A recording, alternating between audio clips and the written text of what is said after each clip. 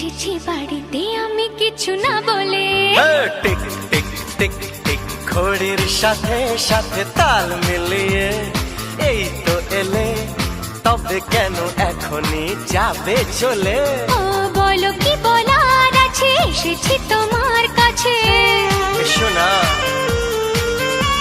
আরে বলো কি বলার আছে, এসেছি তোমার কাছে। বোঝো না কেন যে যায় সময় চলে, এসেছি বাড়িতে আমি কিছু না বলে।